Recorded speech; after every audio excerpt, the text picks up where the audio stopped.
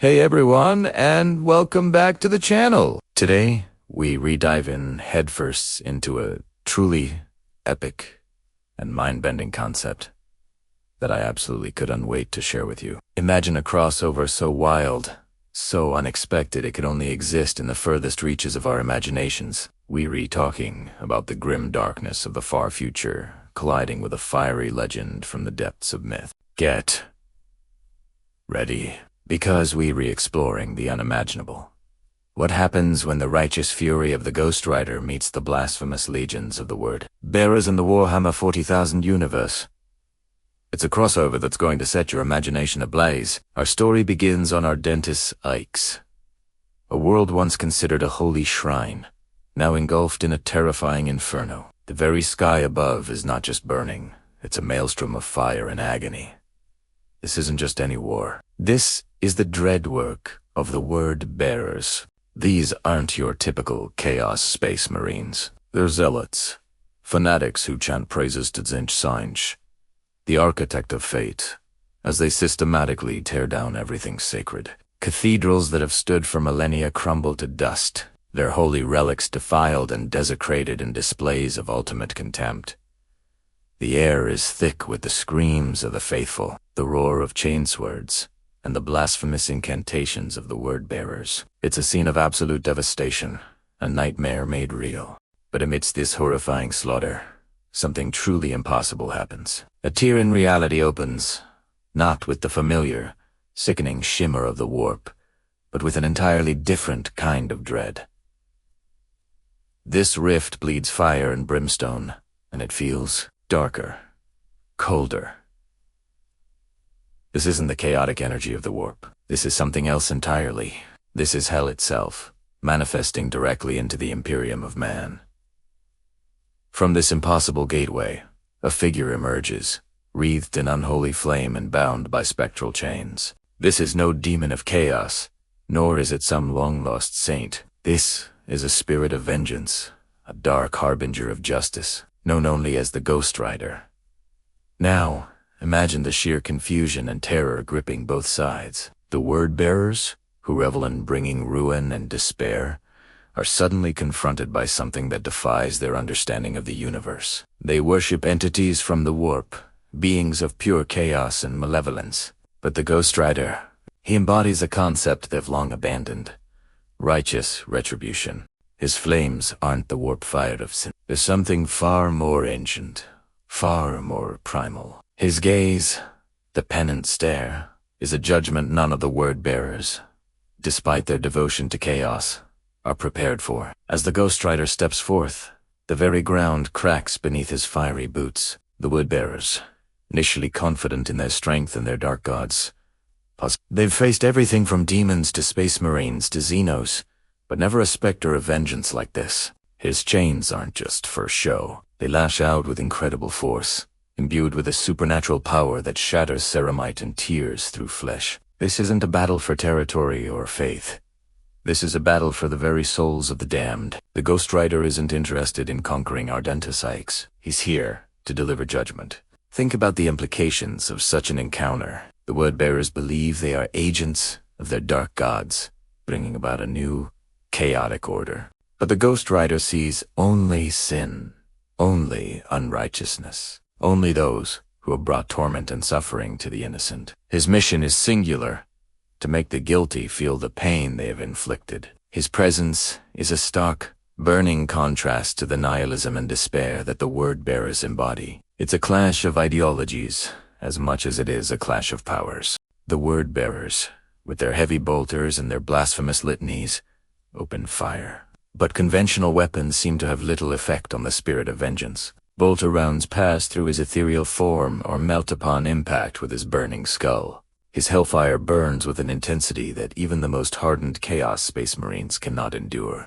Their chanting turns to screams of agony as the Ghost Rider unleashes his wrath, his spectral motorcycle roaring across the battlefield, leaving trails of fire and destruction in its wake. What truly makes this crossover fascinating is the nature of their powers. The Word-Bearers channel the chaotic energies of the warp, drawing strength from the ruinous powers. Tzeentch in particular is a master of change, manipulation, and intricate schemes. But the Ghost Rider's power comes from a different source entirely, often attributed to angelic or demonic entities, dedicated to cosmic balance and justice. This isn't the shifting, unpredictable power of chaos. This is raw, focused, and utterly relentless retribution. It's a force that seeks to correct imbalances, not create them. The penance stare. Imagine Lorgar, or one of his most devout dark apostles, being subjected to that ultimate judgment, to feel the accumulated pain, suffering, and terror they have inflicted upon countless worlds, countless souls, all at once. The very thought sends shivers down my spine. A demon prince might be immune, their soul already given over completely. But what about the ordinary Chaos Space Marine? The cultist, who revels in the slaughter? The psychic shockwave of such a moment would be catastrophic. It's a power that targets the very essence of their being, their past sins, their dark deeds. This clash is more than just a fight. It's a philosophical battle. The word-bearers represent absolute devotion to malevolent entities, a complete surrender to chaos and destruction. The Ghost Rider, however grim and terrifying, represents a form of ultimate justice, a force that punishes evil regardless of its source. It raises questions about divine judgment, cosmic balance, and what happens when two seemingly unstoppable forces from entirely different realities collide. So, who would win in such an encounter? It's a question that sparks endless debate, isn't it? The word-bearers have numbers, advanced weaponry, and the backing of dark gods. They're masters of psychological warfare, of breaking wills and corrupting souls. But the Ghost Rider is an entity of pure vengeance, immune to conventional harm and wielding powers that transcend mortal understanding. He doesn't bleed, he doesn't tire, and he cannot be reasoned with. His purpose is singular and unyielding. Perhaps the true victory wouldn't be in who physically destroys whom, but in the impact each has on the other's reality. Would the word-bearers, for a fleeting moment, understand the true horror of their actions through the penitent stare? Would the Ghost Rider, in turn, witness the vast, unfathomable evil of the Warhammer 40K universe and expand his definition of sin? The possibilities are truly limitless, and that's what makes this such a compelling thought experiment. This concept opens up so many avenues for storytelling, for fanfiction, for just plain cool discussions. The raw, visceral power of the Ghost Rider facing off against the overwhelming, insidious corruption of the word-bearers. It's a spectacle that would redefine what's possible in both universes. Just imagining the imagery, the sounds, the sheer scale of such a conflict gets my creative juices flowing. What do you all think? Is this a crossover you'd love to see explored further? Who do you think would emerge victorious? Or would it be a stalemate of epic proportions? Let me know your thoughts in the comments below. But sometimes, even the most devout face trials that shake the very foundations of their belief. We're talking about the grim darkness of the far future, a place where prayers for salvation might just be answered by something far more terrifying than silence. Imagine this. The air is thick with the dust of fallen cities, the echoes of screams still hanging heavy. Sister Lucrecia Kale, a beacon of unwavering faith, is leading the last ragged survivors through a landscape scarred by war. Their destination, the Basilica of the Martyrs, a sacred sanctuary, a symbol of hope in an era of endless conflict. Every step is a prayer, every breath a plea to the Emperor. Lucrezia's heart pounds with a desperate hope, her lips moving in silent supplication, calling for the Emperor's angels to descend, to cleanse, to deliver them from the encroaching darkness. She believes, with every fiber of her being, that divine intervention is just around the corner. But as they finally reach the crumbling gates of the Basilica, a different kind of answer arrives. Not the radiant host of seraphim she envisioned, but something far more primal, far more ancient, and infinitely more menacing. From the swirling dust and shadows, a figure emerges. The rider. This isn't a comforting presence. No gentle whisper of reassurance. His arrival is heralded by an oppressive silence, a chill that bites deeper than any winter wind. He moves with an unholy grace, his very presence radiating an aura of absolute power and terrifying finality. This isn't deliverance. This is judgment. Lucrezia, ever the warrior of faith, stands her ground. Her power armor, usually a symbol of imperial might, now feels like a thin shell against the sheer force emanating from this entity. Her hand instinctively grips the hilt of her chainsword, but for the first time, she feels a tremor of doubt. This rider doesn't offer comfort, doesn't speak of solace. His gaze, if he even has one, penetrates to the very soul, stripping away pretense and laying bare every sin, every failing, every moment of weakness. He is the ultimate arbiter, a manifestation of the Imperium's unforgiving creed, but twisted into something monstrous. The air crackles with unspoken accusations. The survivors, who had clung to Lucrezia's hope, now cower, their eyes wide with dawning horror. They had prayed for rescue, for an end to their suffering, but the rider brings only a chilling condemnation. He doesn't need words to convey his message. His presence alone is a sermon of wrath, a declaration that their faith, perhaps, was not enough, or worse, that their very survival is a testament to their unworthiness. This scene, my friends, is a masterclass in cosmic horror and religious dread. It challenges the very notion of divine intervention, asking, what happens when your prayers are answered, but not in the way you hoped? What if the deliverance you seek comes with a price you never imagined?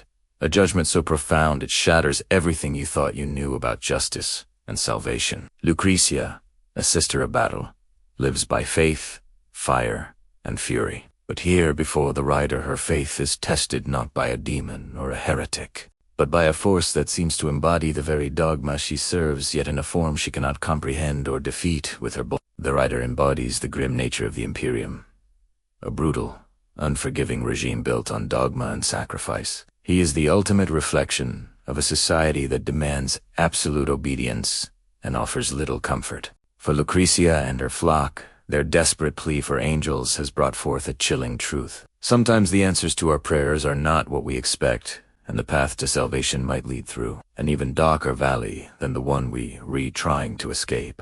This is a moment of profound existential crises, where the lines between good and evil, salvation and damnation, become terrifyingly blurred. What do you think happens next? Does Lucrezia fight? Does she try to reason? Or does she, for the first time, feel the cold grip of true despair? This narrative explores the very core of what it means to be faithful in a universe that is inherently hostile.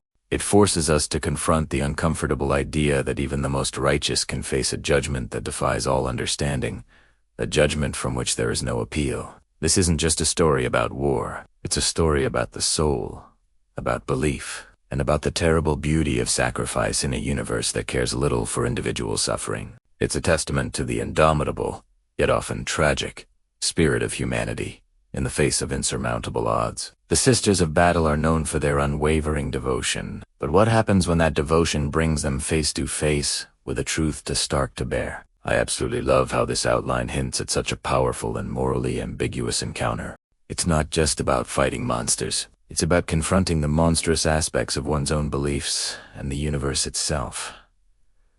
What are your thoughts on Sister Lucrezia Sepredicamen? Have you ever encountered a story where divine intervention takes such an unexpected and terrifying turn? Let me know in the comments below. If you enjoyed this deep dive into the lore and what-ifs of the grimdark, please hit that like button, subscribe for more content, and ring the notification bell so you don't miss our next video.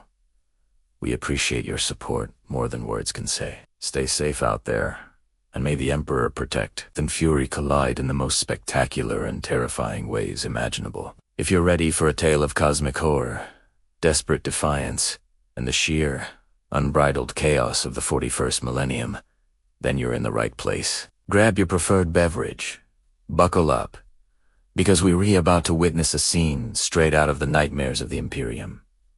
Chapter 3. Sermons of the Word-Bearers. Imagine, if you dare, a world teetering on the brink. Its skies are choked with smog, its cities crumbling, its people broken and despairing. In this bleak landscape, a new, terrible gospel is being preached, not one of hope or salvation, but of utter, unyielding devotion to the ruinous powers. These aren't just any fanatics.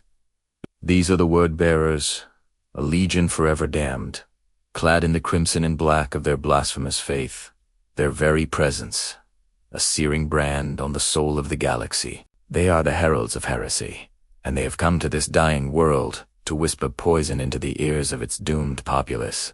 Picture the scene. Throngs of desperate, emaciated mortals, their eyes wide with a horrifying mix of fear and twisted adoration, gather before colossal altars defiled with unspeakable symbols. Before them stand the Dark Apostles, towering figures in their ornate power armor, their voices amplified by arcane devices, bellowing sermons of hatred and damnation. These aren't just words. They are incantations, tearing at the fabric of reality, preparing the way for something truly abominable. The air crackles with malevolent energy, a tangible oppressive weight that crushes hope and sanity alike. The Dark Apostles aren't just preaching, they're performing a ritual of immense power. Their objective, to tear open the veil between dimensions, to summon forth a being of pure, unadulterated madness. They seek to birth a Greater Daemon of Tzeentch, the architect of fate, the changer of ways. Imagine the sheer audacity, the terrifying ambition to call such a monstrous entity into existence. This isn't just about destruction, it's about altering destiny, about weaving new realities steeped in deceit and despair. The word-bearers believe they are agents of a higher truth, even as they damn countless souls. The ritual intensifies. The Dark Apostles, their voices now hoarse shouts, begin to carve runes. But these aren't just any symbols.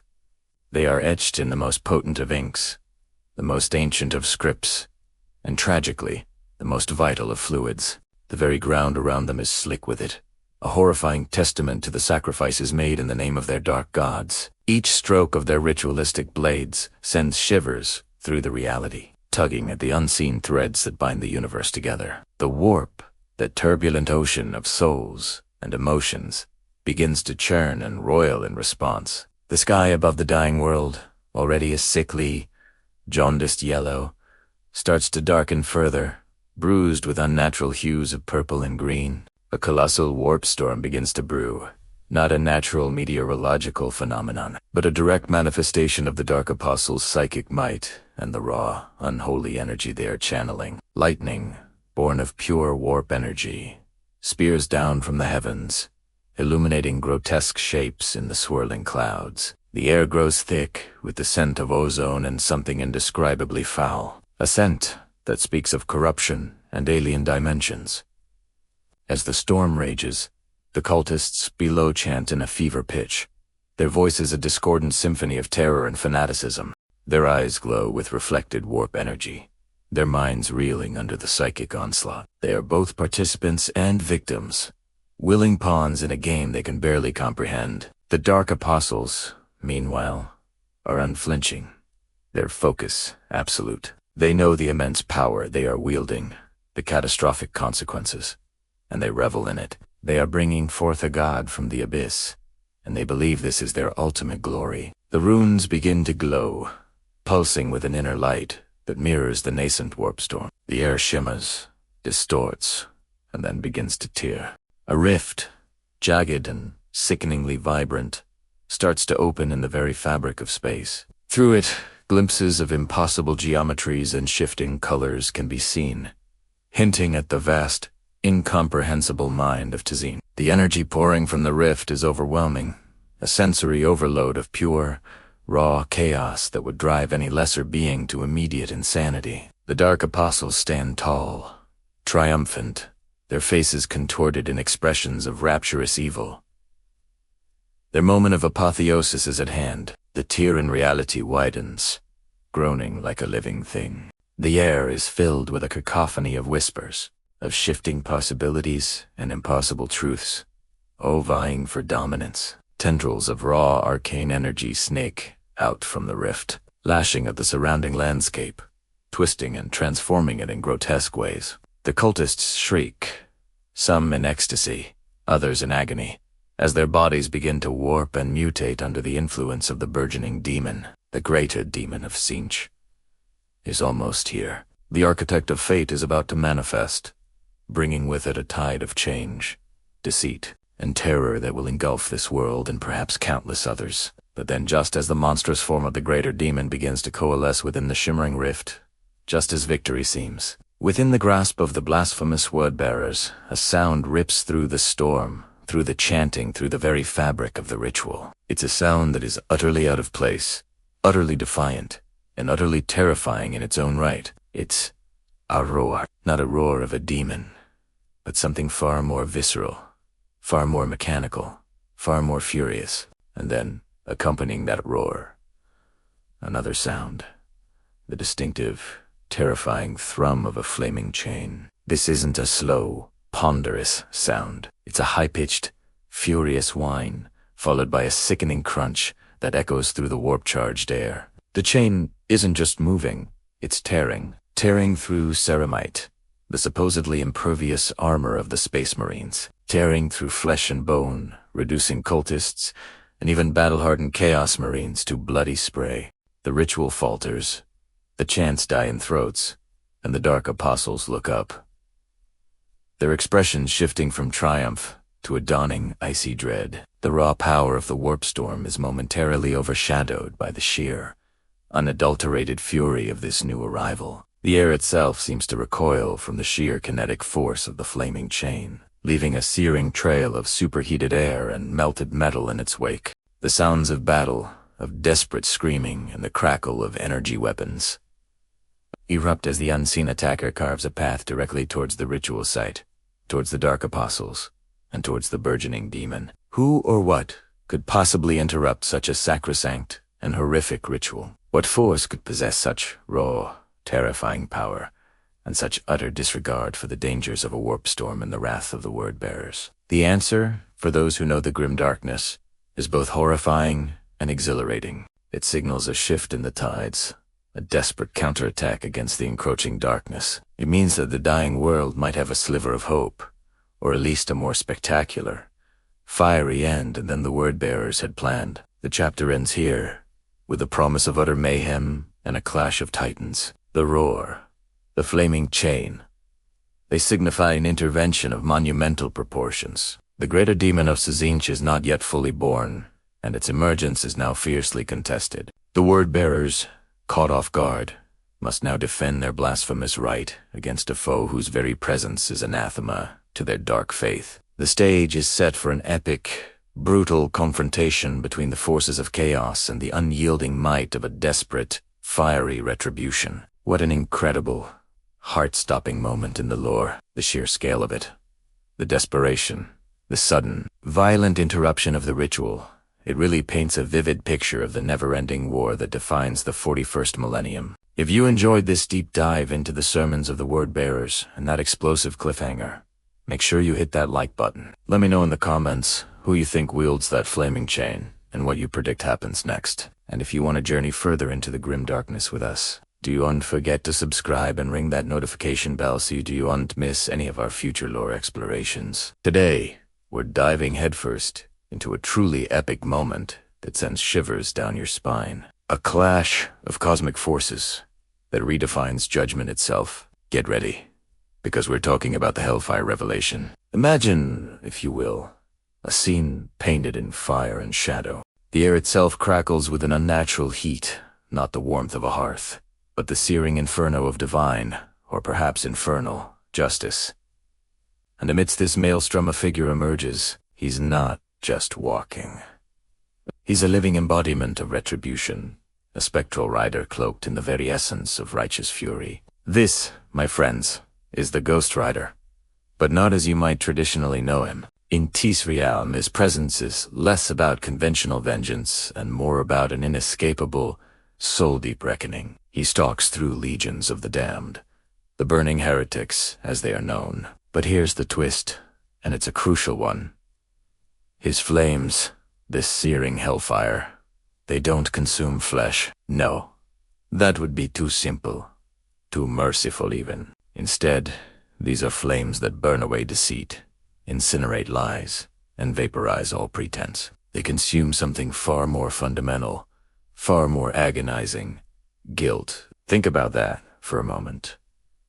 Picture the most heinous acts, the deepest betrayals, the most unforgivable atrocities you can imagine. Now, envision those memories, those actions, being brought to the forefront of your consciousness, illuminated by an inescapable, agonizing fire.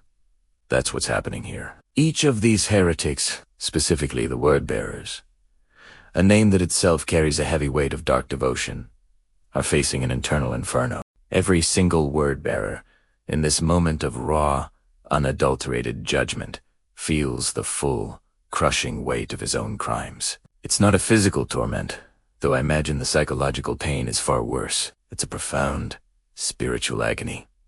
A perfect mirror reflecting their every transgression back upon their own souls. Imagine seeing every cruel word, every innocent life taken, every oath broken, replayed with excruciating clarity, and feeling the full impact of that evil rebound on you. That's their punishment. The Hellfire serves as a catalyst, an accelerator for this unbearable self-condemnation. It forces them to confront the monstrous reflections of their own deeds, stripping away any shred of self-justification or delusion. And what makes this even more significant, more mind-bending, is the collision of two utterly terrifying forces. We have the Ghost Rider's raw, unyielding hellfire, a cosmic furnace of judgment, and arrayed against it, or perhaps within it, is the very essence of warp corruption. For those unfamiliar, the warp is a chaotic dimension, a sea of raw emotion and dark energy, often manifesting as demonic entities and soul-shattering madness. It is the source of much evil and perversion in the cosmos. So, when Hellfire, pure and focused on karmic balance, meets warp corruption, which thrives on chaos and deception, something truly extraordinary happens. It's not just a battle of physical forces.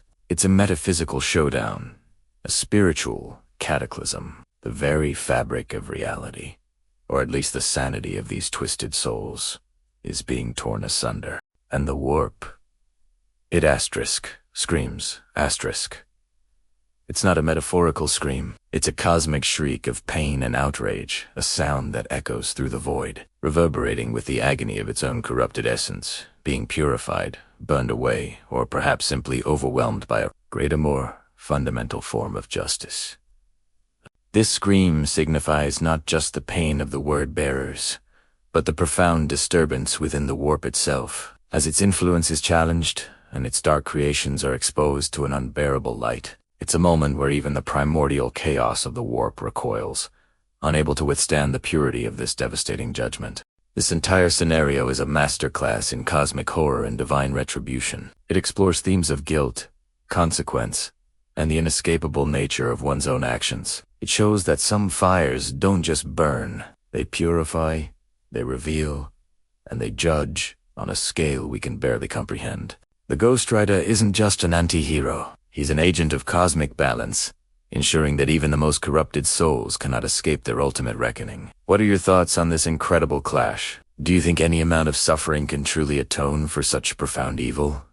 Let me know in the comments below. And if you enjoyed this deep dive into the Hellfire revelation, please hit that like button, subscribe for more epic content, and ring the notification bell so you never miss out. Today, we're stepping into a realm where the unholy meet their ultimate reckoning. If you're a fan of cosmic justice, infernal power, and the epic clash between good and evil, or, well, a different kind of evil, then you're in the right place. Grab your popcorn, settle in, and prepare for a tale that will ignite your imagination and maybe even send a shiver down your spine.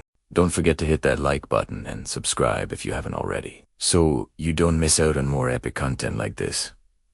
Now, let's talk about the impossible. Imagine a force so pure in its wrath, so absolute in its judgment, that even the most corrupted beings in the cosmos tremble. This isn't just about good triumphing over evil, it's about sin itself being turned against the sinner. Our story today takes us to a place where the veil between dimensions is thin, a place where faith is twisted into heresy, and where the very fabric of reality is under assault. We're talking about the terrifying, awe-inspiring concept of the Ghost Rider, but not as you might typically know him. We're thrusting him into a universe where gods are real, demons are legion, and humanity's struggle is unending. The setting is a battlefield, not of blood and guts in the conventional sense, but of souls and convictions. The air is thick with the stench of brimstone and the sickly sweet perfume of the warp.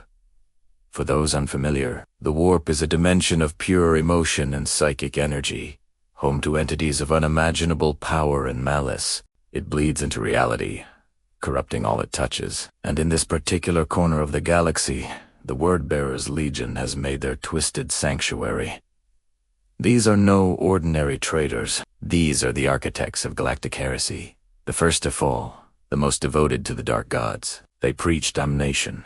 They sow discord, and their very existence is an affront to everything that is righteous. But today, they face something entirely different. Not the Emperor's angels of death, not the cunning Xenos, but something from a realm beyond their understanding. A judgment tailored specifically for their brand of evil. The ground beneath their feet begins to smolder, not with their usual infernal rituals, but with an alien heat, a righteous fire that scorches the very air. A silhouette emerges from the smoke and embers, striding with an unnerving calm, a figure wreathed in green flame, a skull for a face, radiating an aura of absolute, unyielding justice. This is not a demon of the warp. This is something far older, far more elemental. This is a spirit of vengeance, the Ghost Rider, and he has walked through the gates of hell itself to find them. The word bearers, steeped in their blasphemous rites, pause. Their chanting falters. Their demonic allies, usually so confident in their ethereal forms, recoil. There's a moment of unsettling silence, broken only by the crackle of the rider's flames. They have faced many foes, endured countless battles, but never have they encountered an adversary whose presence alone feels like a confession. This is not a warrior seeking to destroy their bodies. This is a judge here to condemn their souls. And for beings who have long since traded their souls for power, this confrontation is uniquely terrifying. The Ghost Rider doesn't utter a word. His presence is enough. His gaze, through flaming eye sockets, sweeps across the congregation of heretics, and each word-bearer feels an inexplicable chill, a dread that bypasses their hardened convictions and strikes directly at the core of their being. It's the dread of being seen, truly seen, for all the atrocities they've committed, for all the lives they've twisted, for all the faith they've shattered. This isn't a physical threat, not yet. It's a spiritual assault, an unwelcome introspection that forces them to confront the echoes of their own monstrous deeds. Then he moves. There's no sudden charge, no war cry, just a deliberate, unhurried advance. And with each step, the hellfire around him intensifies, not merely burning, but transforming the very air into a crucible of raw judgment. The word-bearers, in their ornate, defiled power armor, raise their bolters, their plasma guns, their demonic axes. They shout curses, blasphemies against this new intruder, attempting to assert their dominance. They are servants of chaos. They are beyond mortal judgment. They believe. They are wrong. The Ghost Rider reaches out, a single gaunted hand, and the nearest word-bearer, a hulking figure with ritualistic scars and a demon-infused weapon, finds himself unable to move. The hellfire doesn't consume his armor or his flesh directly. Instead, it seems to seep into him, bypassing the physical, targeting the metaphysical. The word-bearer screams. But it's not a scream of physical pain. It's a primal howl of agony, as if every sin he has ever committed is suddenly playing out before his mind's eye, each one a fresh torment. His demon weapon clatters to the ground, its infernal power temporarily silenced by a greater, purer wrath. This is the essence of the Hellfire revelation. It doesn't incinerate the body, it immolates the soul. The flames of the Ghost Rider are not fueled by mere combustion, but by the very guilt of his victims. Every word-bearer, every twisted follower of the dark gods, feels the weight of his own crimes reflected back upon his soul, magnified 1,000-fold. The agony is not external, it is internal, a self-inflicted torment born from their own wickedness. They are forced to relive the betrayal, the slaughter, the corruption, the suffering they have inflicted upon countless worlds. As the Ghost Rider continues his advance, a tide of hellfire washes over the ranks of the word-bearers. It doesn't burn with the destructive force they are used to from their own rituals. It is a cleansing, a purifying fire for the guilty, a forced reckoning. Their armor glows with an unholy internal light, not of their demonic patrons, but of their own damning memories. Some fall to their knees, clutching their heads, their screams echoing with a newfound despair. Others stand frozen, their eyes wide with terror, gazing into an abyss that is entirely their own making. Their once boisterous battle cries are replaced by whimpers and pleas. The warp itself screams in response. The dimension of raw emotion and chaotic energy, usually so eager to consume and corrupt, recoils from this alien form of judgment. The demons, who normally delight in the suffering of mortals, shriek and dissipate, unable to comprehend or withstand a force that feeds on guilt rather than fear or devotion. Their chaotic energies clash with the righteous Hellfire, creating a maelstrom of conflicting spiritual forces. But the Hellfire holds firm, its purity overriding the corruption of the warp. It's a testament to the Ghost Rider's unique power.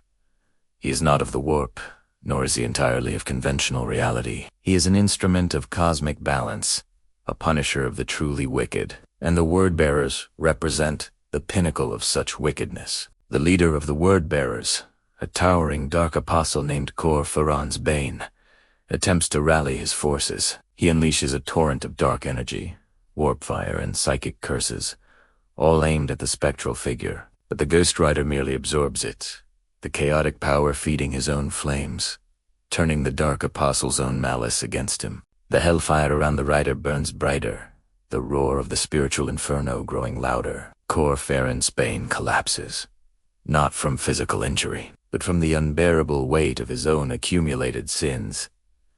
His mind shattering under the pressure of 1,000,000 tormented souls crying out for vengeance. One by one, the Word-Bearers are brought to their knees, their dark faith crumbling under the unyielding glare of absolute judgment. Their demonic tattoos writhe and burn, not with power, but with searing pain. The blessings of their dark gods offer no protection against a force that transcends their domains. The Ghost Rider walks among the burning heretics, a silent, implacable harbinger of their ultimate fate. He doesn't need to speak. His actions, his very presence, are the sermon, the verdict, and the execution. In the end, all that remains of the Word-Bearers is a charred landscape, echoing with the ghostly remnants of their final screams. Not a single body remains intact, yet no physical destruction was wrought.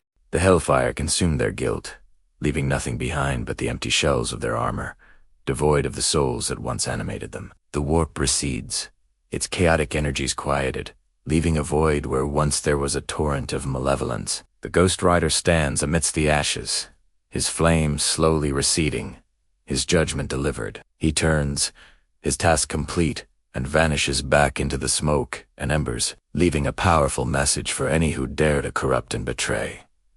Justice will find you, and your own sins will be your undoing. And that, my friends, is the terrifying and awe-inspiring power of the Hellfire revelation. It's a story that reminds us that even in the darkest corners of the galaxy, there are forces that stand for a different kind of justice.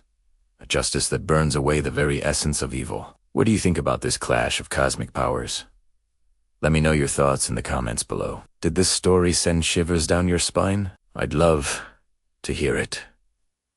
Alright, gather round, seekers of the surreal, because today we're plunging headfirst into a moment so monumental, so utterly mind-bending, it defies every law of reality. Get ready, because what I'm about to describe isn't just a battle. It's the birth of the impossible. You've heard tales of ancient rituals, whispers of forbidden knowledge, but none, absolutely none, prepare you for Asterisk. This Asterisk, picture it, a hallowed sanctum, pulsating with dark energy, where a ritual circle glows with an ominous, otherworldly light. The air crackles, not with static, but with the very fabric of existence being stretched, torn, and then, from the heart of that terrifying luminescence, something Asterisk forms. Asterisk, not a gentle awakening. Oh no, this is an eruption, a violent blossoming of pure, unadulterated chaos. A Greater Daemon of Tzeentch emerges. Let that sink in. Not just a minor imp, not a fleeting shadow, but a true architect of fate, a master of change, a cosmic entity brought forth into our realm. And it's not just asterisk, they're asterisk. It's fully formed, magnificent and terrifying in its grotesque glory. Its flesh, if you can even call it that, is a kaleidoscope of shifting colors, constantly morphing, rippling, reforming. One moment, it's a shimmering azure. The next, a lurid magenta. Then a swirling vortex of emerald and gold. Its form twists and contorts, a living tapestry of impossibilities. Each facet a lie, each shift a deception. It has too many eyes, or perhaps not enough, staring out from impossible angles, each one reflecting a different, maddening truth. Tentacles sprout and retract, wings unfurl and dissolve into motes of pure energy. Hands with too many fingers gesture with arcane power. This is the embodiment of flux, of madness made manifest. A creature whose very existence laughs in the face of static reality. The air grows heavy, thick with the scent of ozone and something indescribably alien. A fragrance that tickles the back of your mind with forgotten nightmares and impossible futures. And as this cosmic horror stabilizes, its presence alone warps the space around it, painting reality in new, impossible ways. But the terror doesn't end there. Our protagonist, the enigmatic rider, makes his move. He's been waiting for this, preparing for this impossible confrontation. With a command that echoes with ancient power, he mounts his infernal steed. This isn't your average warhorse, folks. This is a beast forged in the fires of another dimension. Its hide like obsidian, its eyes burning with malevolent intelligence. Its hooves, each one a miniature forge, strike the sacred floor of the sanctum, and with every impact, they ignite the ancient stones. Not with ordinary fire, but with something far more primal, far more destructive. Hell's flame erupts from beneath those powerful hooves, a searing, crimson inferno that licks at the air, hungry and eager. But this is no mere fire. This is a flame that burns hotter than any star, a fire that seeks to consume not just matter, but the very essence of its target. And then, it meets the warp's flame. From the Daemon of Tzeentch, from its shifting form and its arcane gestures, bursts forth an opposing torrent of energy. The warp's flame is a different beast entirely. It's a riot of impossible colors, a shimmering, swirling vortex of purple, blue, green, and gold. Each flicker a whisper of cosmic madness. Each tendril a potential pathway to oblivion. This isn't a fire that simply burns. It's a flame that unravels, that transmutes, that warps and twists whatever it touches into something utterly unrecognizable. It's the raw, unfiltered energy of chaos given form, an embodiment of change and instability. And then it happens. Hell's flame and warp's flame collide. The impact isn't just an explosion of light and heat. It's an explosion of unreality itself. The sanctum, which moments ago was a place of sacred, albeit dark, power, becomes a canvas for cosmic devastation. The air shimmers, reality bends, walls crack and dissolve into impossible patterns. Colors scream, sounds become shapes, and the very concept of up and down, left and right, loses all meaning.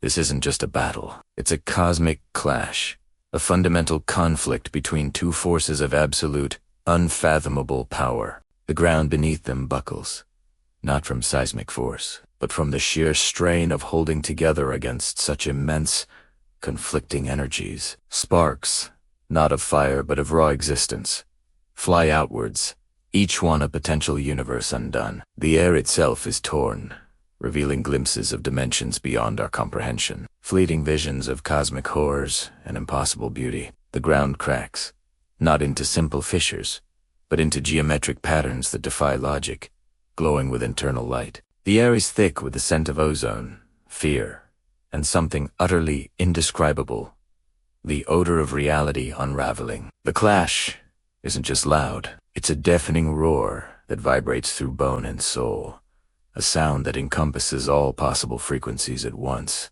and yet none of them. It's the sound of creation and destruction intertwining, of order and chaos embracing in a cataclysmic dance. Imagine standing there, witnessing this spectacle. Your mind would reel, your senses would scream. Every instinct would demand flight, but every fiber of your being would be utterly captivated by the impossible grandeur of it all. This isn't just a fight for survival. It's a fight for the very definition of reality. Will the structured Albaith, Infernal, might of hell, flame prevail? Or will the insidious, ever-changing power of the warp's flame unravel everything in its path?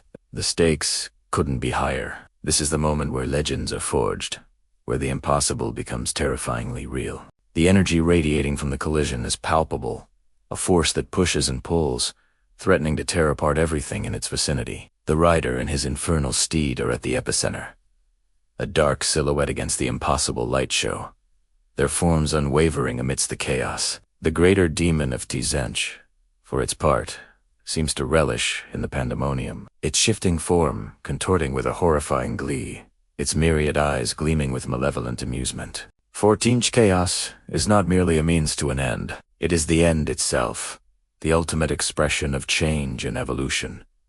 This battle, this moment of unreality, is its symphony. Every strike, every parry, every burst of energy sends ripples through the fabric of existence. The sanctum, once a place of power, is rapidly becoming a ruin, not just physically, but metaphysically. The very concept of its being a sanctum is being challenged, dissolved, reformed by the energies unleashed within it. Pillars melt into fluid, then solidify into crystalline structures before dissolving again. The floor, once stone, now undulates like a disturbed ocean, reflecting the impossible light from above. This is truly a #demon battle, unlike anything you've ever imagined. A true #cosmic clash, where the line between magic and madness is utterly obliterated. The raw, untamed power on display is breathtaking, horrifying, and utterly mesmerizing. This epic confrontation, this symphony of destruction and transformation, promises to reshape destinies and rewrite histories. It's a testament to the sheer,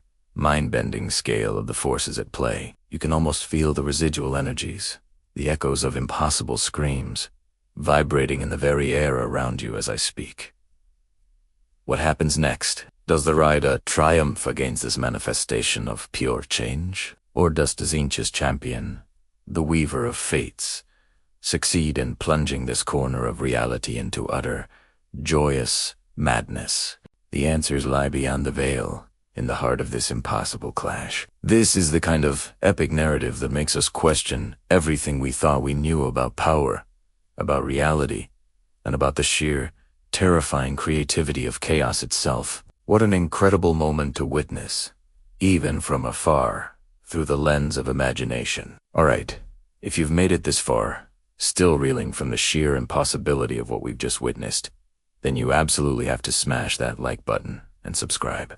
Don't miss out on more mind-bending tales and cosmic adventures. If you're into epic tales, dark fantasy, and battles that shake the very foundations of reality, then you're in for an absolute treat today. We're diving deep into a world where judgment isn't just served. It's unbound, where the line between salvation and destruction blurs into an infernal blaze. Get ready, because we're exploring judgment, unbound, the rider's fury.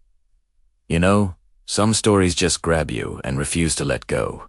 And this one, folks, is precisely that. Imagine a cosmos where ancient forces clash, where faith is a weapon and despair is a shield. That's the canvas upon which this incredible narrative unfolds. Our protagonist, the rider, is not just a warrior. They are an embodiment of divine wrath, a living testament to holy vengeance. And on the other side, a demon, a creature of endless malevolence, constantly shifting, mutating, and challenging every fiber of the rider's being. This isn't just a fight, it's a cosmic dance of destruction. Let's set the scene. The air itself crackles with an unimaginable energy. It's a maelstrom, a hurricane of pure, unadulterated fury. The battle isn't confined to a single arena. It distorts reality, turning the very fabric of existence into a tempestuous sea. Picture this. Mutation and fury aren't just elements of the fight. They are asterisk. The fight, every blow exchanged sends ripples through dimensions. Every roar echoes across forgotten realms. It's a storm, an unending cascade of raw power and unbridled chaos. And at the heart of this storm, we find the rider. Their weapon isn't just a chain. It's an extension of their very soul, burning with a holy vengeance that scorches everything it touches. This isn't just heat, it's pure. It's a light so intense, it incinerates evil. A force so potent, it tears through the veil of corruption. When that chain lashes out, it's not merely striking a blow, it's delivering a judgment, an absolute decree against the encroaching darkness. Imagine the sheer power, the incandescent glow, the sound of that chain whipping through the air, each link humming with divine energy.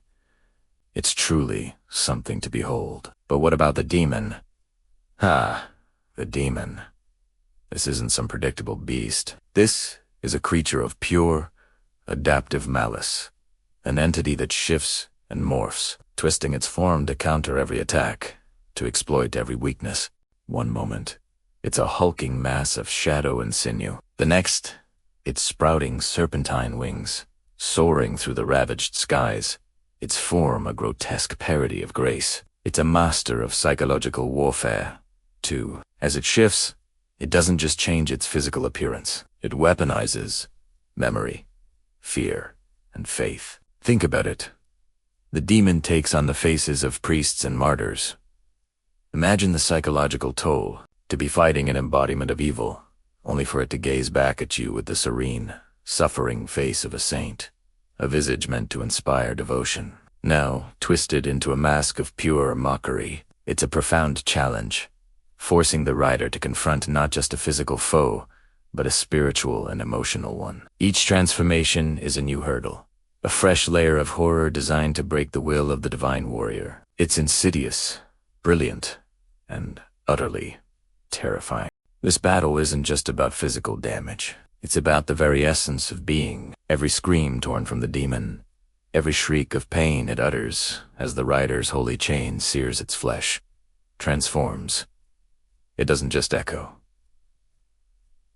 It becomes a prayer, a twisted, perverse prayer, perhaps, but a prayer nonetheless. It's as if the sheer intensity of the conflict imbues everything with a sacred, albeit horrifying, significance. The pain isn't just suffering, it's a desperate plea, a desperate challenge, a testament to the demon's enduring, defiant existency. And conversely, for the rider, every burn inflicted by the demon's dark magic, every searing touch of warp fire isn't just an injury.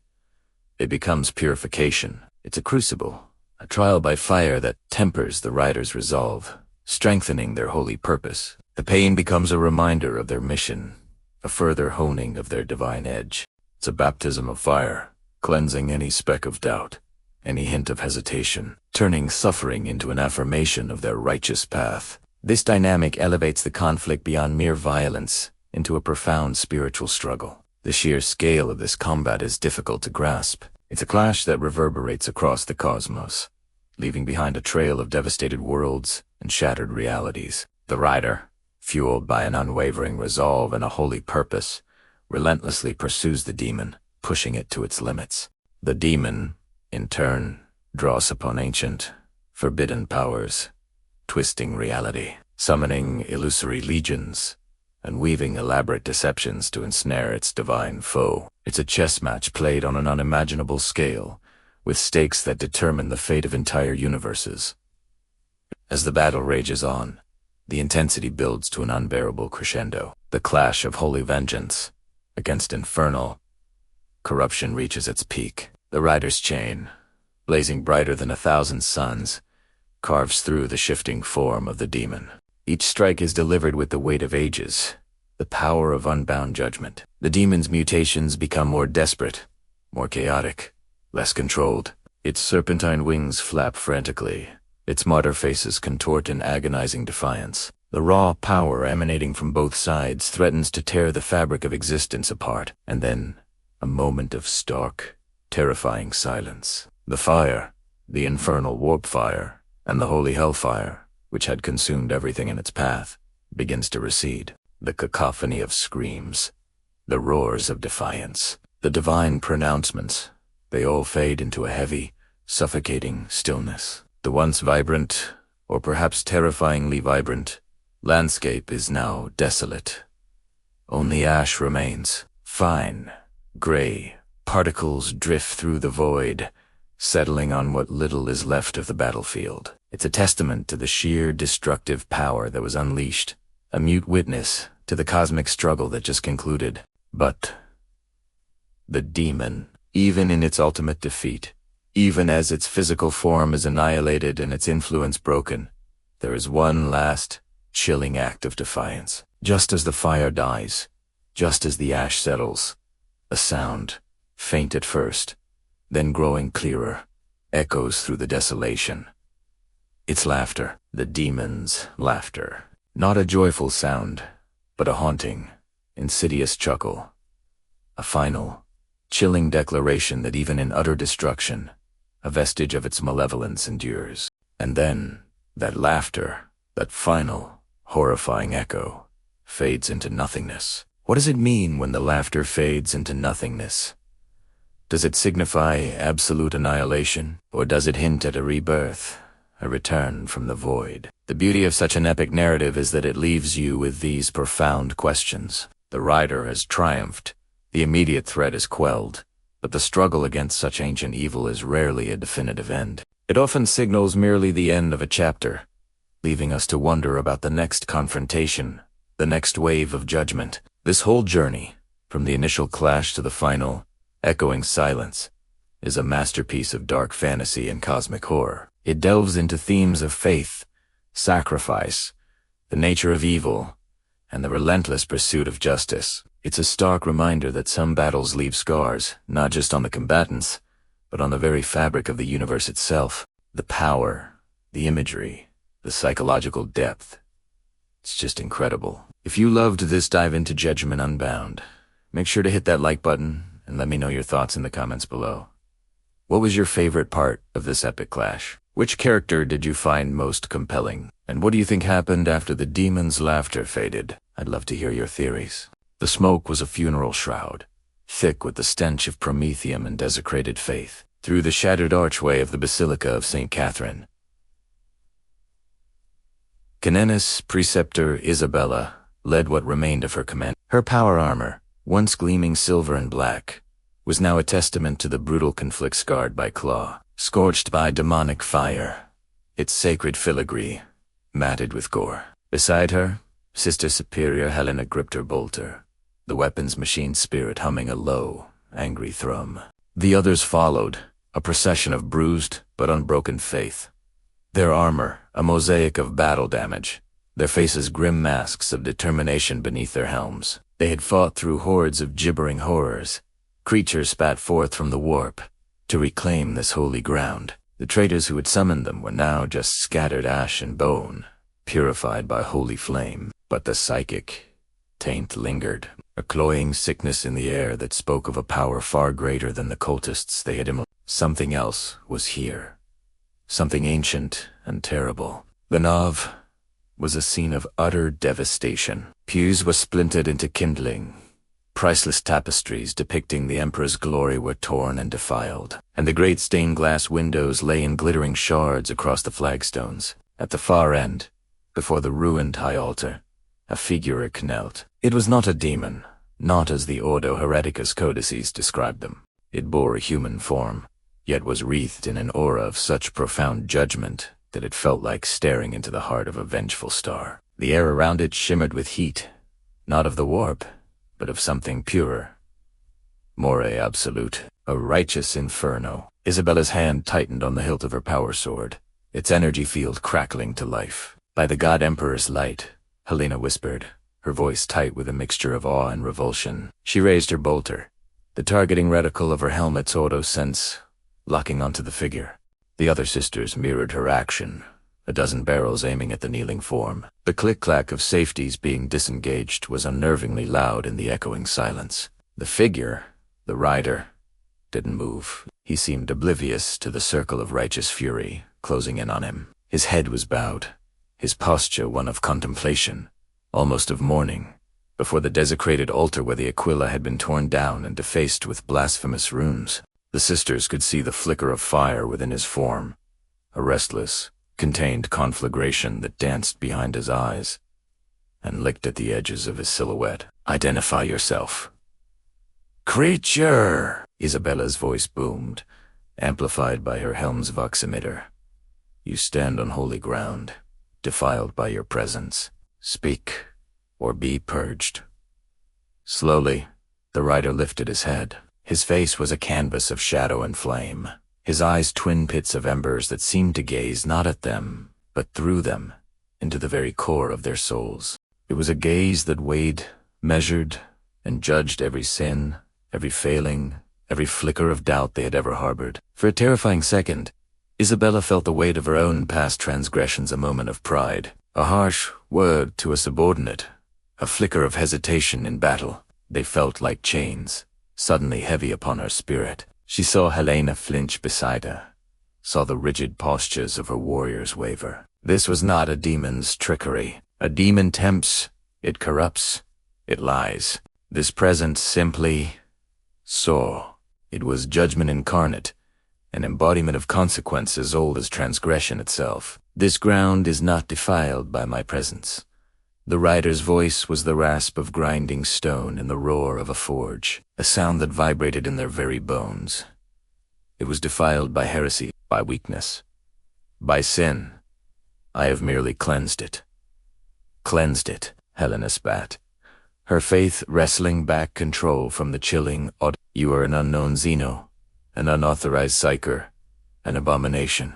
The penalty for your existence is death." Her finger tightened on the trigger, the bolt shell ready to deliver the Emperor's judgment. The rider rose to his full height, the flames that wreathed him growing brighter, hotter. The air grew thick and heavy, the heat pressing in on them, making the cooling systems of their power armor whine in protest. Yet, he made no aggressive move. He simply stood, a pillar of fire and reckoning. He looked from sister to sister, his gaze lingering on the emblems of their order, the symbols of their unwavering devotion. He saw the blood on their armor, the weariness in their stance, the fierce, unyielding light of faith in their eyes. He saw the sacrifices they had made, the pain they had endured, the lives they had given in the name of their God. He saw their purity, their purpose. Then he spoke again, his voice losing some of its grinding harshness, replaced by a note of acknowledgement, a statement of fact, not of allegiance. "I burn sin, not faith." The words hung in the air, a simple, profound truth that cut through dogma and doctrine. He was not there for them. He was not their enemy. His war was not with devotion, but with its corruption. And then he was gone. Not in a shimmer of teleportation or a flash of psychic energy. He's simply a column of brilliant, white-hot flame roared up to the shattered ceiling of the basilica, a cleansing pyre that seared away the last vestiges of the warp's taint. The heat was immense, forcing the sisters to shield their eyes and brace themselves. For a single, blinding moment, the nav was filled with the light of a new sun. When the light subsided, there was nothing. No rider, no ash, no trace of his existence. All that remained was the silence, the ruin, and a strange, profound sense of purity. The cloying psychic sickness was gone, replaced by a clean, sharp stillness. The air smelled only of stone and cold ozone. Before the altar, where the rider had knelt, the scorched flagstones were unmarked. Isabella slowly lowered her sword, its power field hissing into silence. Around her, the sisters lowered their bolts, their expressions hidden behind their helmets, but their collective uncertainty was a palpable force. They had faced the unholy, the alien, and the heretic. They had perchance and litanies for every foe. But what were they to make of this? A being of immense power that punished the guilty and spared the faithful. An entity that acted as judge, jury, and executioner, guided by a moral compass that, however alien, seemed to align with their own sacred purpose. CANONESS. ... What was that? Helena finally asked, her voice a strained whisper through the vox. Isabella stared at the empty space before the altar, her mind racing. The Imperium was built on absolutes, faith and heresy, purity and corruption, humanity and the alien. There was no room for ambiguity. And yet, she had just witnessed it. She had just been judged by it and found worthy. "I don't know," Sister Isabella replied, her own voice quiet, stripped of its usual commanding certainty. "But I know it was not of the warp." She took a step forward, her armored boot crunching on shattered glass. "Log it as an encounter with an unclassified entity. Note its actions, the purgation of heretics. Note its words." She paused, the rider's final statement echoing in her soul. "I burn sin, not faith." They would rebuild the basilica. They would reconsecrate the altar. They would continue their endless war. But for Isabella and the survivors of her commandery, the universe was suddenly a more complicated and perhaps a more mysterious place. The flame of their faith still burned brightly, but now they knew of another fire, a martyr's flame that burned for reasons they did not yet understand. The rider was gone, but his judgment lingered, a silent question hanging over the future of their crusade. What other scenes festered in the darkness of the galaxy, waiting for his fiery return? All right, fellow lore seekers and action addicts, gather round. Today, we're plunging headfirst into a moment so epic, so utterly insane, it is going to redefine what you thought was possible in the grim darkness of the far future. We're talking about a pursuit that shatters the very boundaries of reality. A chase where the hunter is bound by trivial things like atmospheres or the cold void of space. Get ready for the pursuit into the void. Chapter 9 of a saga that's left countless worlds scorched and countless souls screaming. Now, picture this. Chaos reigns supreme. The word-bearers, those fanatical zealots of the ruinous powers, have just taken a beating. They've been pushed to their absolute limits, their unholy rituals disrupted, their forces decimated. The air is thick with the stench of ozone and desperation. Their only option, their last hope, is to escape the fiery wrath raining down upon them. Tay Scrumble clawing their way aboard their flagship, the Asterisk. Maledictus. Vox Asterisk. Just the name sends shivers down your spine, doesn't it? The accursed voice, a vessel of heresy, a monument to their twisted faith. Now their only ticket out of this inferno. They're making a break for it, punching through the shredded atmosphere, their void shields flickering like dying embers. You can almost hear the sighs of relief from the cultists and corrupted Astartes as they breach the final layers of the planet's gravity well. They think they've made it. They believe the void, the cold, silent emptiness of space, offers them sanctuary. They are wrong. So incredibly wrong. Because, as the Asterix Maledictus, Vox Asterisk carves a scar across the black. A new, far more terrifying light erupts from the ravaged planet below. Not a shuttle launch, not a fleeing transport. No, this is something else entirely. A fiery trail, a blazing comet of pure, unadulterated fury, blasts off from the surface. It's like a supernova decided to go for a joyride. And at the heart of that impossible inferno, astride a steed woven from pure flame and cosmic dust, is the rider. The absolute, unyielding, relentless rider. Think about that for a second. We're not talking about a fighter craft. We're not talking about a warp jump. We are talking about a being so utterly potent, so focused in its vengeance, that it simply asterisk rides the void itself. Asterisk. No ship, no shields, no life support. Just sheer, unholy will and a burning mount defying every law of physics and common sense that the Imperium holds dear. This isn't just a chase. It's a violation of reality. It's a statement, a declaration that nowhere, not even the boundless emptiness of space, can hide you from what's coming. The word-bearers, for all their bravado and faith in their dark gods, must be feeling a cold dread seep into their corrupted hearts. They looked back, probably expecting a distant explosion, or perhaps nothing at all. Instead, they're met with the sight of their tormentor, manifest as a living comet, gaining on them. The sheer audacity, the raw power. This isn't just a warrior. It's a force of nature, a harbinger of doom. The Asterisk Maledictus, Vox Asterisk, a mighty warship designed to crush worlds, is now the prey, and its predator is literally burning through space, a spectral cowboy riding a star. Imagine the bridge of the Maledictus box. The captain, a grizzled, scarred heretic, probably thought he'd seen it all. He sailed the Eye of Terror, butchered countless innocents, and faced down the Imperium's finest.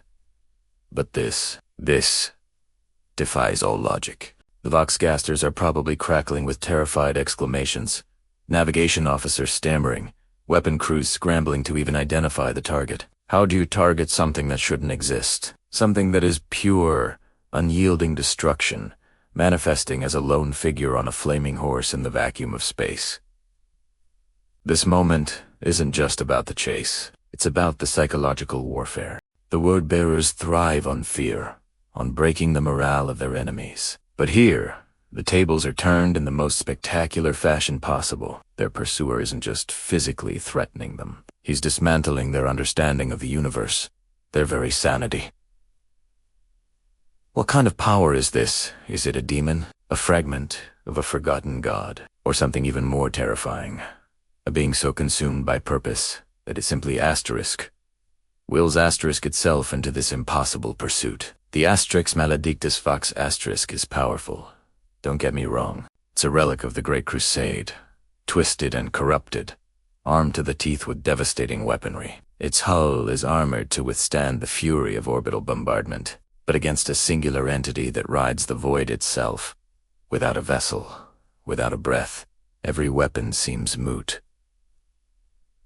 How do you even lock on? How do you defend against a ghost made of fire and vengeance? This is where the story elevates. It's not just a space battle. It's a cosmic duel, a fundamental clash of wills. The word-bearers, symbols of corruption and spiritual decay, are being hunted by something primal, something elemental. The rider isn't just following them. He's asserting dominance over the very fabric of reality. He's telling them, in the most spectacular way possible, that their flight is futile, their escape impossible. As the distance between them shrinks, the heat from the rider's presence must be palpable even through the void shields of the Asterisk Maledictus box. Alarms are blaring. Warning lights are flashing. The crew is in a frenzy.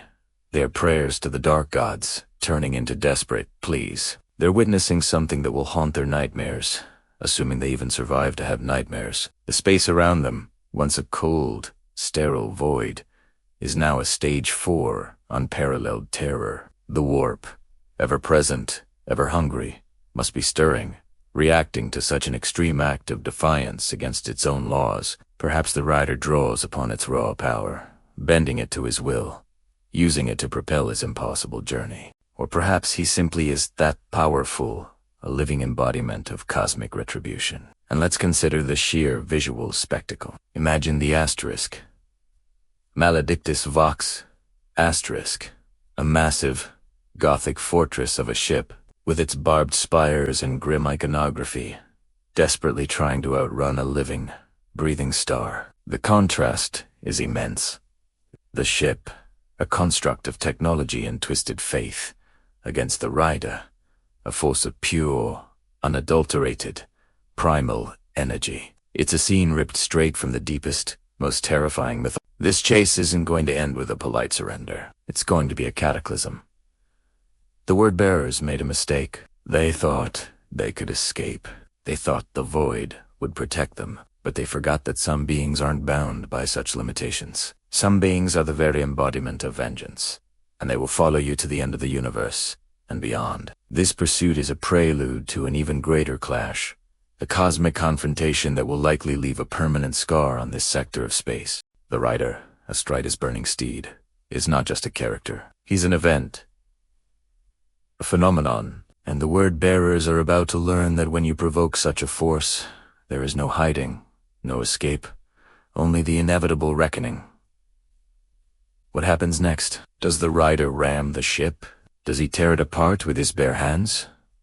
Does he unleash a torrent of flame that melts the very hull? The possibilities are as terrifying as they are exhilarating. One thing is for sure, the Asterisk Maledictus books is in for the fight of its miserable, heretical life, and the odds are stacked overwhelmingly against them. So, there you have it.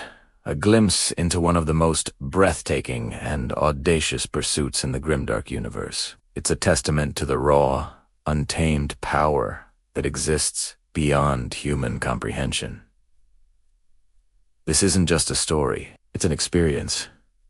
What do you think will happen next? Let me know your wildest theories in the comments below. If you loved diving into this epic lore, please hit that like button.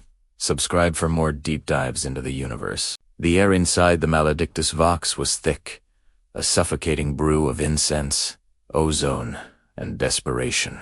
Chants echoed through the vaulted chambers of the despoiler-class battleship, guttural prayers to the ruinous powers that bounced off ribbed metal walls. The heretics, clad in ceramite, scarred by 1,000 battles, sought protection from the unseen enemy that hunted them through the void. Their voices, a discordant chorus of warp litanies, were a shield of faith against the crushing silence of space. They were the chosen of chaos, the scourges of the Imperium. Yet fear, a sensation long forgotten, coiled in the pits of their stomachs. Outside, the cosmos was a tapestry of silent, glittering stars. But this was no peaceful expanse. It was a hunting ground. The Maledictus Vox, a beast of iron and hate, had fled the fury of the Imperial fleet, its engines bleeding plasma, its hull a patchwork of hurried repairs. They thought they had escaped. They were wrong. The silence was the first sign that something was amiss. The constant thrum of the void, the background radiation, the distant stellar winds all had ceased. It was as if the universe itself was holding its breath. Then came the sound. Not a crash or an explosion, but a low, resonant thrumming that vibrated through the deck plates, up through the soles of their spurred boots. It was a sound that seemed to bypass the ears and settle deep within the bone. The chanting faltered. Armored heads turned, visors scanning the shadowy corners of the bridge. The high priest, his face a canvas of ritual scars, raised a gaunted hand for silence. The only sound now was the thrumming, growing in intensity. A celestial heartbeat counting down their final moments. Suddenly, a brilliant, blinding light erupted on the main view screen, a pinpoint of gold that expanded with impossible speed. Before any of the Chaos Marines could react, the first chain struck. It didn't tear through the hull in a shower of shrapnel. It phased through the adamantium, as if it was smoke, its links glowing with the heat of a freshly forged star. The metal wasn't just hot. It was holy, anathema to the corrupted vessel. The air sizzled and popped where it passed, the very essence of the warp recoiling from its purity. The chain, impossibly long, snaked through the bridge with sentient purpose. It whipped through the air, a golden serpent seeking its prey. It wrapped around the leg of a hulking berserker, his red armor no defense against its sacred fire. The warrior screamed, a sound of pure agony as the holy energy coursed through him, purging the warp tenth from his flesh in a burst of black smoke and incandescent light. The chain tightened, and with a sickening lurch, it began to retract, dragging the screaming heretic towards the hole it had created. He clawed at the deck, his power axe skittering uselessly across the metal. His brothers watched, frozen not by cowardice, but by a divine terror they had never known. He was pulled inexorably towards the void, his screams abruptly cut off as he was ripped from the ship and into the cold, unforgiving vacuum of space. The small breach sealed itself, leaving only the smell of ozone and righteous fury. Panic erupted. The disciplined ranks of Chaos Space Marines broke as more chains began to manifest throughout the ship. They pierced the hull from every conceivable angle, phasing through bulkheads, engine rooms, and armories. They were everywhere. A noise marine, his sonic blaster raised, was silenced mid-shriek as a chain coiled around his throat, its golden light silencing his blasphemous weapon before dragging him into the star-dusted abyss. A plaga marine, his bloated form leaking filth, dissolved into a cloud of steaming corruption as a chain enveloped him, his profane blessings undone by its purity. On T-Bridge, the surviving officers fired their bolt pistols, the explosive rounds detonating harmlessly against the shimmering links. It was like trying to shoot a ghost, a vengeful spirit of the corpse emperor himself. The chains were relentless, methodical. They ignored the ship's frantic servitors and cowering cultists, their purpose clear. They were here for the traitorous. One by one, the chosen of chaos they were dragged screaming from their posts, their profane oaths turning to pleas as they were pulled through the ship Eskin and into the void, through the breaches. For a fleeting moment before they sealed, the heretics could see the source. Not a ship, not a fleet, but a constellation of golden light. Figures of impossible grace and power, wreathed in holy fire, their forms indistinct, but their intent terrifyingly clear. They were angels. Angels of vengeance. The chains were their weapons, extensions of their will, reaching across the void to deliver the Emperor's judgment. The high priest fell to his knees, his faith shattering like glass. The dark gods were silent. Their promises of power and glory were hollow echoes in the face of this divine retribution. He looked up as a golden chain descended from the ceiling, its light, soft, almost merciful. It coiled around his waist, not with the violent fury shown to the others, but with a firm, undeniable grip. He did not scream. He simply watched as he was lifted from the deck, his life's work of heresy and damnation ending not in a blaze of dark glory, but in the silent, inexorable pool of a chain forged in the stars. The Maledictus Vox, now a ghost ship, drifted onward. Its corridors were silent, the echoes of war litanies replaced by the faint, humming memory of holy light. The bodies of its masters were gone, claimed by the void, each one a testament to the fact that no matter how far you run, no matter how deep you hide in the darkness, the light of the Imperium will find you. Retribution is not a battle. It is an inevitability, for in the grim darkness of the far future, even the stars themselves can become chains of judgment. The ship groaned, a dying beast in the void, its metal skin screaming under the strain, but it was not the vacuum of space that tormented it. It was him, the rider. He stood at the helm, a silhouette of cosmic dust and starlight, his form flickering with the souls of the damned and the righteous he carried within. His hands, no longer flesh, but conduits of celestial power, closed around the ship's controls. The very air, recycled in stale moments before, now crackled with an energy that tasted of ozone and ancient judgment. The crew, what was left of them, watched from the shattered view screen of the bridge. They were smugglers, pirates, murderers, men and women who had carved their names into the galaxy with blades and blaster fire. They had seen horrors, faced down corporate fleets and alien monstrosities. But this... This was different. This wasn't a battle for territory or credits. This was a reckoning. The rider's head turned, and though he had no face, they felt his gaze upon each of them, a gaze that stripped away their bravado and laid bare the rot in their souls. A voice, not one but 1,000, a choir of ghosts and echoes, filled the bridge. It was the whisper of a betrayed partner, the cry of an orphan child, the final prayer of a forgotten colony. It resonated not in their ears, but in their very bones, a symphony of suffering they had orchestrated. "Your sins," the voice thundered, a sound that was both a whisper and a roar, and in fire. He wrenched the helm. The ship, a behemoth of steel and circuits, responded instantly, not to its programming, but to his will. The emergency alarms blared, a futile shriek against the inevitable. Red lights strobed across the panicked faces of the crew, painting them in the color of their own doom. The vessel, once a predator of the space lanes, now became a willing sacrifice. It pitched forward, abandoning its course through the black, and aimed for the heart of the system. Through the main view screen, the sun grew. It was no longer a distant, benevolent star. It swelled with terrifying speed, a roiling, incandescent god of fusion and fury. Its light was blinding, its heat a palpable promise of annihilation. Prominences, great arms of plasma, reached out like a deity, welcoming a prodigal son home to its fiery embrace. The crew was frozen, not by fear alone, but by a profound, paralyzing awe at the scale of their own destruction. They were a speck of dust returning to the furnace of creation. The rider remained at the helm, a steady, unmoving anchor in the chaos, The souls within him were not screaming. They were singing.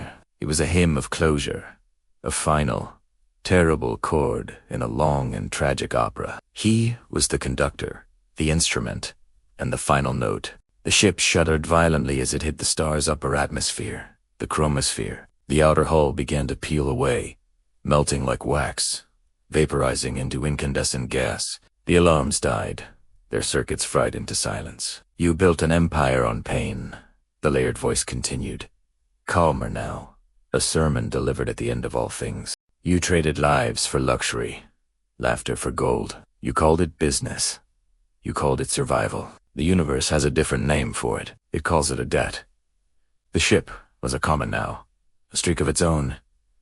Incandescent remains plunging deeper into the stellar core. The bridge was awash with a light so pure, so absolute, it erased all shadows. It was the color of creation and destruction, a white fire that scoured everything it touched. The smugglers didn't even have time to scream. One moment, they were there, their faces etched with the final, stark realization of their legacy. The next, they were gone, their atoms unwritten from the story of the cosmos, absorbed into the star's eternal, churning heart. The rider stood for a fraction of a second longer, a lone figure in the heart of the inferno. The fire did not consume him. It embraced him. He was not of flesh and blood, but of purpose and consequence. He was the balance, the final page of a blood-soaked ledger. As the last remnant of the ship dissolved, the 1,000 souls within him were finally quiet. Their vengeance was complete.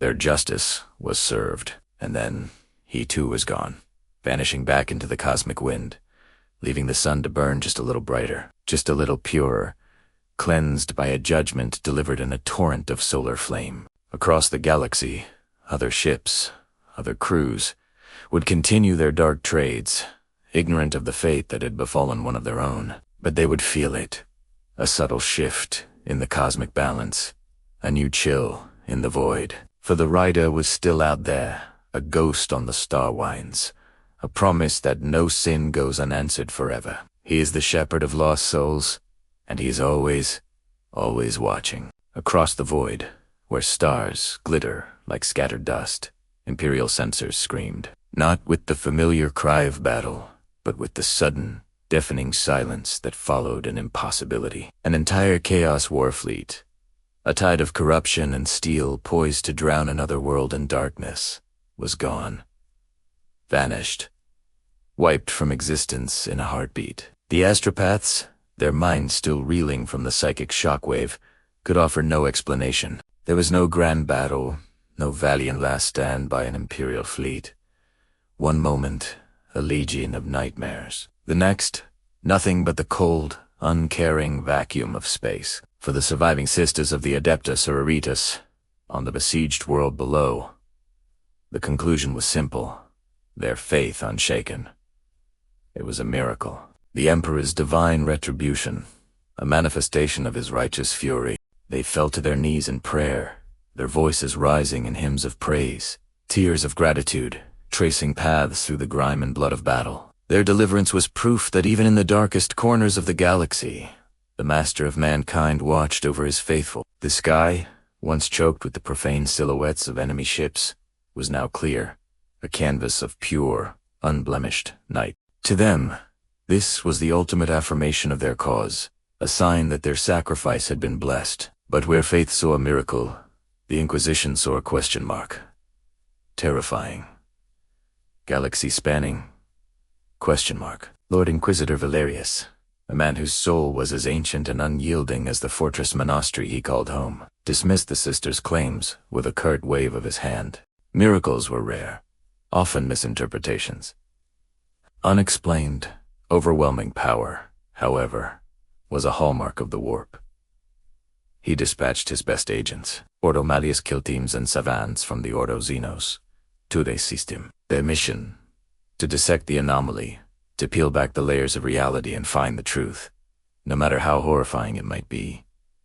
Was it a new weapon? A previously unknown psychic entity? Or worse, a trap laid by a power far more subtle and dangerous than the blunt instrument of chaos? The investigation began in the silent aftermath. The Imperial Navy vessels that arrived found no wreckage, no debris fields, no lingering energy signatures that would indicate a conventional or even unconventional superweapon. It was as if the Chaos Fleet had never been there at all. The very fabric of space-time seemed scrubbed clean. But there was one clue, one unsettling, pervasive detail that defied all scientific explanation. A smell. A faint, yet undeniable scent of sulfur, of brimstone. It clung to the sensor arrays of the ships. It permeated the upper atmosphere of the once besieged planet. And it was even reported by astropaths light-years away who had brushed against the psychic echo of the event. Lord Inquisitor Valerius stood on the bridge of his flagship. The asterisk, gavel of truth, asterisk, staring at the star chart where the enemy had been. "Sulfur," he muttered, his voice a low growl. The scent was an ancient omen, a symbol tied to entities of myth and legend, vengees of pure, malevolent power that predated even the Imperium. It was the scent of a contract fulfilled, a price paid. The Inquisition's archives were filled with forbidden lore, tales of demonic pacts and entities that traded in souls and offered terrible power for an even more terrible cost. Could a force, desperate for salvation, have made such a bargain? It was a chilling thought. The cure could be infinitely worse than the disease. The Sisters of Battle, led by Canonis, Superior Evangeline, refused to entertain such heretical notions.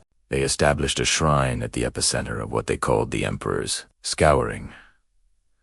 They declared the lingering scent to be the holy incense of the Emperor's wrath, the smell of purifying flame that had cleansed the void of filth. Pilgrims began to flock to the system, drawn by tales of the miracle. The schism between faith and suspicion deepened with every passing day. While the sororitas held grand processions, the inquisitorial agents moved like shadows, taking samples, interrogating witnesses, and placing monitoring devices that would scrutinize every flicker of unusual energy. One of Valerius's most trusted agents, Interrogator Kale, found something on a remote listening post on the system's outermost moon. The station's datalog was corrupted, almost entirely erased. But in the milliseconds before the anomaly occurred, the station's audio recorders had picked up a signal. It wasn't a communication or a weapons discharge. After weeks of filtering out the static of the void, Kale isolated it. It was a sound, a single, resonant peal, like a colossal bell tolling in the heart of a vast, empty cathedral. A sound that had no right to exist in the vacuum of space. The sound seemed to resonate not in the air, but in the soul itself. When Kale played the recording for Valerius, the old Inquisitor's face, a mask of hardened granite, paled. He recognized the tone. He had encountered it once before, a lifetime ago, in a sealed vault on Terra, containing an artifact recovered from the dark age of technology. An artifact rumored to be a key, a summoning device for something that slumbered outside the known bounds of reality. The scent of sulfur, the bell's toll. The pieces were falling into place, forming a picture of unimaginable dread. This wasn't a chaos plot. It wasn't an imperial miracle. It was something else. Something ancient and hungry had been awakened, or perhaps summoned. The ashes of the Chaos Fleet were not the ashes of defeat, but the ashes of a sacrifice, a burnt offering. Valerius now understood. The destruction of the fleet wasn't the event itself. It was the consequence. It was the cost of a ritual. The question was no longer what had happened, but who had paid the price, and for what purpose. The sisters' faith, as pure and strong as adamantium, was now a liability. Their miracle was a beacon, their shrine a potential anchor point for whatever had answered the call. The ashes of faith were beginning to smolder, threatening to ignite a fire that could consume the entire sector. Valerius issued a single, terse command: quarantine the system. No one in, no one out. Declare it. Perdita, and send word to the Grey Knights. Tell them. The bell has tolled. The galaxy, already teetering on the brink of annihilation, had just become infinitely more dangerous. The scent of sulfur was no longer just a mystery. It was a promise of damnation. And somewhere, in the silent, echoing void where a fleet once screamed, A new, far more terrible power was stirring, its gaze now fixed upon the flickering candle of the Imperium. Hey everyone, and welcome back to the channel. Today, we're diving deep into a vision, a dream that echoes through the grim darkness of the far future. Imagine this: the Imperium of Man. A galactic empire, teetering on the brink, constantly besieged by Xenos, heretics, and the endless horrors of the void. In this universe, faith is a weapon, and loyalty is everything.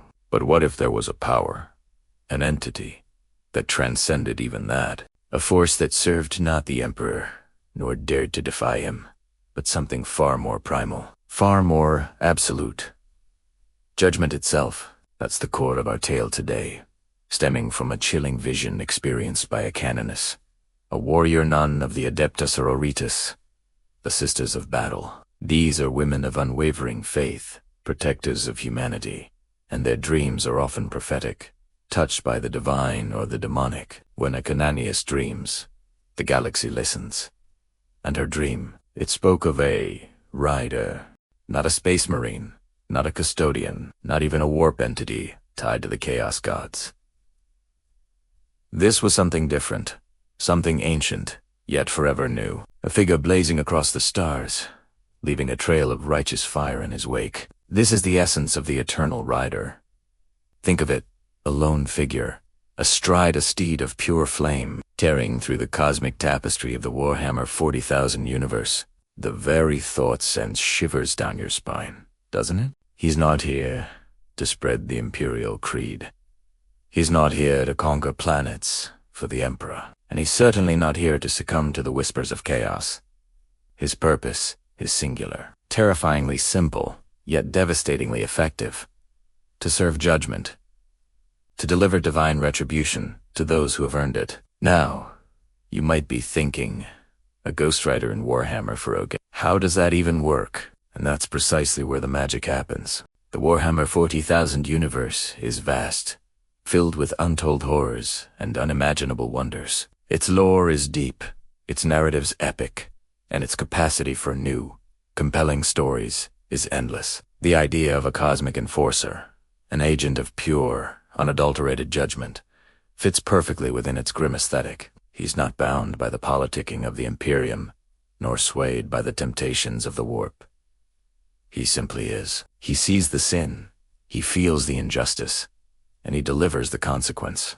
Let's unpack this canoness's vision a bit. A canoness, a paragon of faith, sees this rider. This implies a certain level of truth or cosmic significance to his existence. If a sister of battle, whose life is dedicated to fighting heresy and upholding the Emperor's divine will, dreams of this figure, it suggests that this rider operates on a plane beyond typical Imperial comprehension. He is an anomaly, a wild card in a galaxy where every faction has its place, every power its allegiance.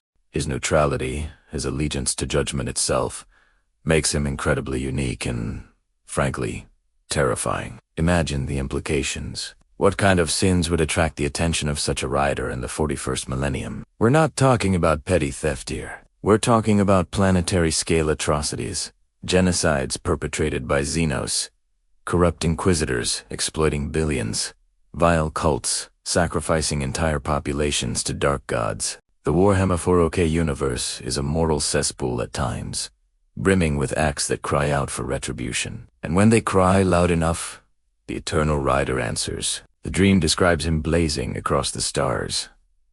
This isn't a localized phenomenon. This isn't a hero tied to a single planet or a specific sector. This is a force of nature, traversing the cosmic void, guided by the unseen currents of justice and vengeance. His steed, perhaps not a physical horse in the traditional sense, but a manifestation of raw power, warp energy, or even a living flame, propels him through the darkness between galaxies, between systems, hunting his next target. And then, the kicker. He does not serve the Emperor, nor defy him. This is crucial. In 40,000 almost everything and everyone is either for the Emperor or against him. To exist outside this binary, to be a neutral force of such immense power, is almost unheard of. It suggests a higher authority, a fundamental cosmic law that predates or transcends even the Emperor's divine dominion. He's not a heretic because he doesn't actively work against the Imperium. But he's not a loyalist because he doesn't take orders from it. He is a pure, unadulterated force of cosmic balance. Consider the narrative possibilities. What happens when he crosses paths with an Imperial Saint? Or a powerful Inquisitor? What about the forces of chaos? Would he burn a demon prince for its millennia of atrocities? Or confront a tyrannid hive fleet, seeing their insatiable hunger as a cosmic imbalance? The very concept opens up a whole new dimension of storytelling within the Warhammer 40K universe, injecting a classic archetype into a familiar, yet eternally brutal, setting. The phrase, "the Ghost Rider finds another world, another sin to burn," is so evocative. It paints a picture of an endless crusade, a perpetual quest for justice. He is a cosmic bounty hunter, but his currency is not coin, but suffering and redemption. He arrives, unannounced, a fiery harbinger of doom for the wicked. Imagine the fear he would strike into the hearts of corrupt governors, Xenos overlords, or even wayward Imperial commanders who have forgotten their oaths. His arrival isn't about conquest or glory, it's about cleansing. What would his methods be? Would he inflict physical torment, burning away the corruption from the inside out? Would he force his victims to confront the totality of their sins, a judgment by fire and introspection? Given the Ghost Rider archetype, we can imagine a powerful, supernatural confrontation, where the weight of one's misdeeds becomes an inescapable burden. In the 40K setting, this could be even more horrifying. Imagine a heretic witnessing the full scope of the suffering they've caused, amplified by the psychic energy of the warp, all while their very soul is incinerated. This vision from the Kananis provides a tantalizing glimpse into a force that could potentially shake the very foundations of the galaxy. It adds another layer of cosmic horror and divine retribution to an already dark and complex setting. It reminds us that, even in the darkest of futures, there are forces at play that operate on principles far grander than mere galactic conquest or survival. There is a universal scale of justice, and sometimes it sends an eternal rider. This concept isn't just cool. It's thought-provoking. It challenges the established norms of the 40K universe, suggesting that perhaps there are powers even the Emperor's light cannot fully encompass or control.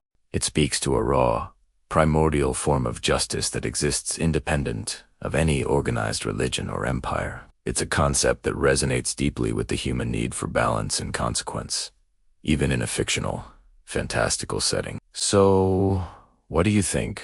Does the idea of an eternal rider, a ghost rider in the Warhammer 40K universe, excite you? What kind of sins would you like to see him burn? Let me know in the comments below. I'm genuinely thrilled by the possibilities this vision presents. Thank you so much for joining me on this journey into the unknown depths of the 41st millennium. If you enjoyed this dive into cosmic judgment and fiery retribution, please smash that like button, subscribe for more epic lore discussions, and hit the notification bell so you don't miss our next adventure. Your support truly means the galaxy to me. Stay safe out there, and may the Emperor protect.